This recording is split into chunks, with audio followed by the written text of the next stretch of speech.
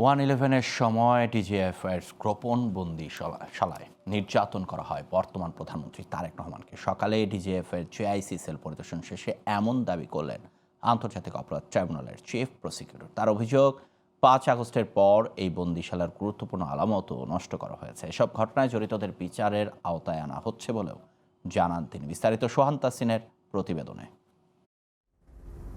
নীরব দেয়াল, ছোট ছোট কক্ষ, বছরের পর বছর যেখানে আটকে রাখা হয়েছে মানুষ গুম, বন্দিত্ব ও নির্যাতনের অভিযোগে শনিবার ডিজিএফআইয়ের জেআইসি সেল পরিদর্শন করেন আন্তর্জাতিক অপরাধ ট্রাইব্যুনালের বিচারক, প্রসিকিউশন ও আসামিপক্ষের আইনজীবীরা।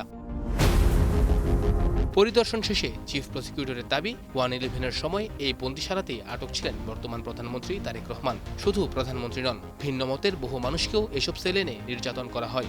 আজকের যে জেআইসি সেলটি আমরা পরিদর্শন করেছি, তারই কোনো একটি কামরায় তাকেও কিন্তু সেখানে আনা হয়েছে, তার উপরে নির্যাতন করা হয়েছিল। এইটি ছিল মানুষকে ধরে এনে সেখানে বন্দি করে রেখে তাদের উপরে যে অত্যাচার এবং নির্যাতনের যে একটা সেল, যেটা পরবর্তীতে সর্বজন পরিচিত আয়নাগর হিসেবে পরিচিতি পেয়েছে। পরিদর্শনে অনেক আলামত আগের অবস্থায় পাওয়া যায়নি বলেও দাবি প্রসিকিউশনের। দেয়ালের লেখা ও চিহ্ন মুছে ফেলতে নতুন করে রং ও প্লাস্টার করা হয়েছে বলেও অভিযোগ চিফ প্রসিকিউটরের। এরকম অসংখ্য তারা যে এভিডেন্স তারা স্ক্রিন করবার জন্য তারা যে একটা অপচেষ্টা করেছে পরবর্তীকালে, সেটা কিন্তু টিএফআইয়ের মতো জেআইসিতেও এইগুলো আমরা পেয়েছি। আমরা এগুলো সিলগালা করে রেখেছি, বিচার শেষ না হওয়া পর্যন্ত হয়তো এগুলো আমাদের কাস্টডিতে থাকবে। এদিকে আসামিপক্ষের আইনজীবীরা বলছেন, বন্দীদের দেয়া সাক্ষ্য ও বর্ণনার সঙ্গে পরিদর্শন করা স্থাপনার মিল নেই। খুঁজে পাইনি দেখে সোহান তাসিন, গ্লোবাল টেলিভিশন, ঢাকা।